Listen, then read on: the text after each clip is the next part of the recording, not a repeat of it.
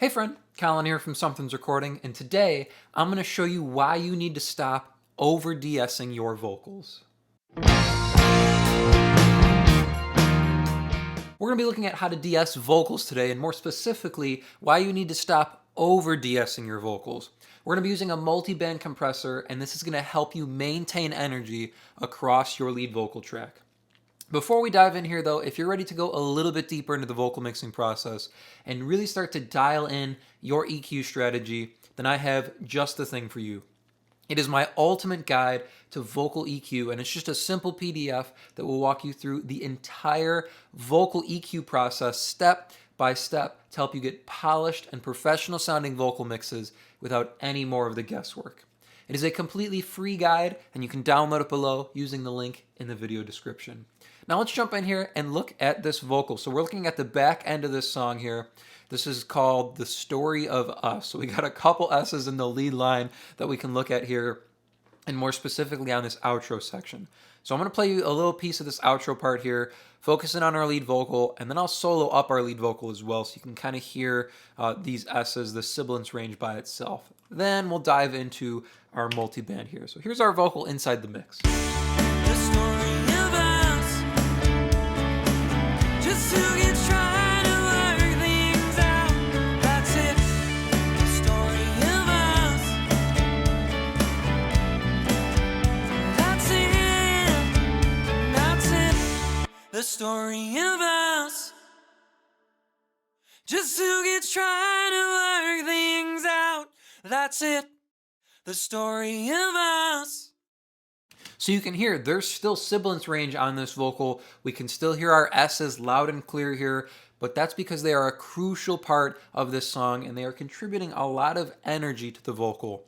To me, I don't like to go too far with de-essing and really neuter the sibilance range because I feel like it takes energy away from the lead vocal. If you think about it in terms of when you're talking to someone in real life, face to face, or over the phone, or what have you, you're going to hear those S's. They're not gone. The sibilance range isn't neutered. There's no de-essing. You hear these S's. It's a part of normal conversation, and it's a part of normal singing as well. So if we go too far with our de-essing and we pull out too much of that sibilance range, it feels like we're lacking energy, and it feels like a dull vocal because we kind of get that sort of lisp going on our lead vocal, and it feels abnormal. It doesn't feel right, and it takes away from our vocal performance. So let's dive in here. I'm going to loop just this middle phrase here, and we're going to look at just this guy right here on our lead vocal. So I'm going to play it with the de-esser in, and then I'll turn off our de-esser, and you can hear it one more time through with no de-essing on it. Just to get trying to work things out. That's it. The story of us. Just to get trying to work things out. That's it. The story of us. Just to get trying to work things out. That's it. The story of us.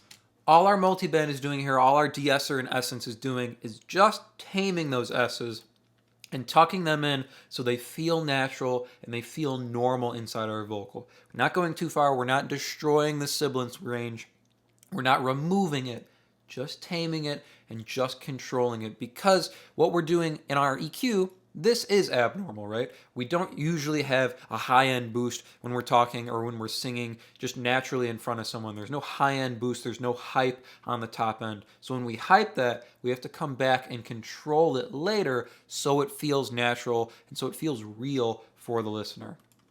All I'm doing here with this multiband is I'm just having it look at 4K and above here. So this is the only band that's doing anything. This lower band here, you can see it's 1-to-1 ratio. Our threshold is all the way up, so we're not doing any work there. But on this top band, we're going 20-to-1 ratio, fastest attack, fastest relief, and we have the threshold pulled down. Now, 20-to-1 ratio means we're limiting the sibilance range here as we push down on it. And the fastest attack and fastest release are very key to making sure we grab the sibilance range and we don't touch any other part of the top end, because we want to exaggerate that air with our boost before and we want to get that brightness on the vocal.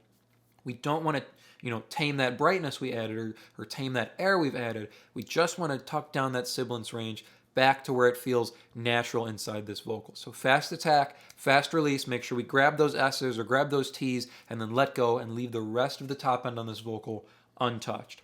Take a listen here one more time and you can see the amount of reduction we're doing in the top end on the sibilance range here. Now it can look like a lot, but you got to use your ears as well as your eyes here when you're pulling down a deesser. You can't use one or the other. If you're using just your eyes, you're going to scare yourself and do too little.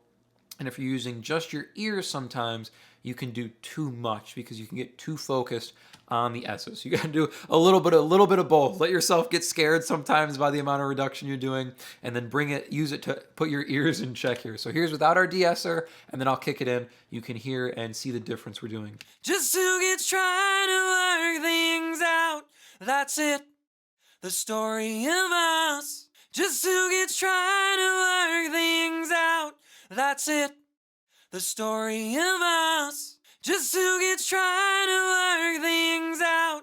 That's it. It looks like a lot of reduction, especially just looking at this top band here. It looks like a crazy amount of reduction, but it feels natural inside of our track here. So we're not going too far that we're like, okay, I don't hear the S's anymore. I'm feeling good. Let me show you what that sounds like if I pull this threshold down here. So we're at 17.16 here.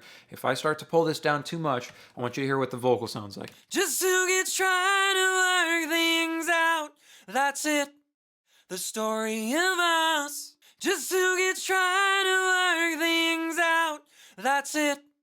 The story of us. Just two kids trying to work things out. That's it. So now I've pulled it down to about -24, -25 here. You can still hear some of the sibilance range, but it's really, really controlled now. It's really, really clamping down on this 4K and above, and we're losing a lot of energy. It's really doling out our vocal. So let's take a listen to this whole end pass here one more time with this excessive deessing going on now. I want you to hear the energy shift in our vocal now that we've over deessed it, that we've really clamped down on the sibilance range.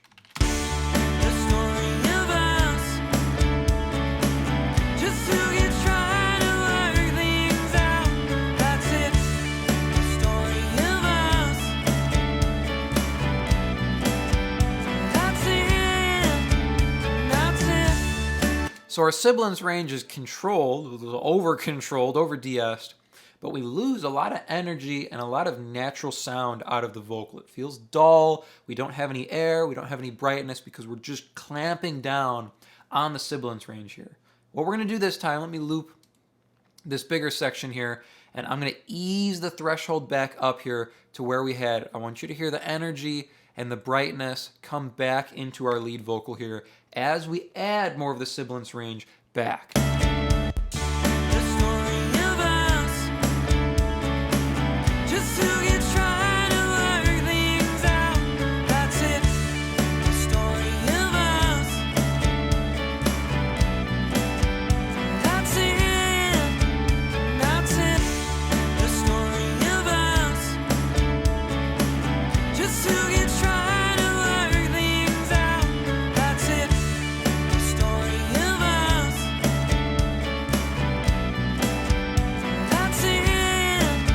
Now let's go the opposite way. So let's take our threshold all the way up here and let's ease it down till we feel we're doing enough deessing on this vocal. Something to consider as you're pulling down your deesser, if you don't know where to set it, if you don't know how much S to leave into your vocal, try just talking aloud in the room. Especially if you're singing, if it's your track and you're doing the vocal, try singing the line in the room and see how much S you actually hear just in the room by yourself.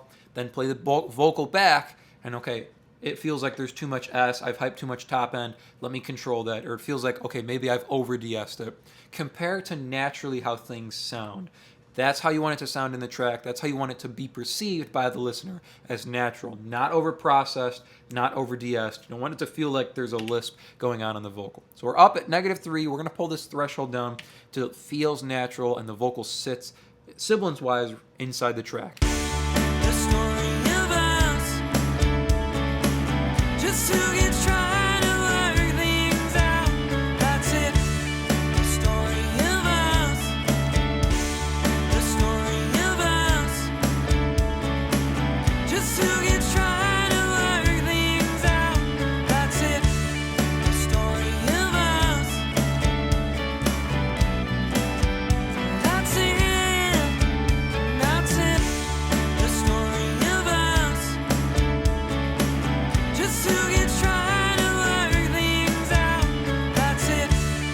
next time you're de-essing your vocal, remember, the goal is to keep it natural sounding, not to remove the sibilance range, not to completely clamp down on it. You want natural sounding S's, natural sounding T's. So pull your de-esser down and compare it. Does it feel natural? Does it feel like we've over de-essed it? And does it feel like you're preserving the energy from the sibilance range in your lead vocal? I hope that was helpful for you. As I mentioned at the beginning of the video, if you're ready to take your vocal mixes to the next level and really start perfecting your EQ strategy on vocals, then I have just the tool for you, and it is completely free. It's my ultimate guide to vocal EQ, and you can download it below to start creating more professional vocal mixes in less time. Thank you so much for watching, and I will see you in the next video.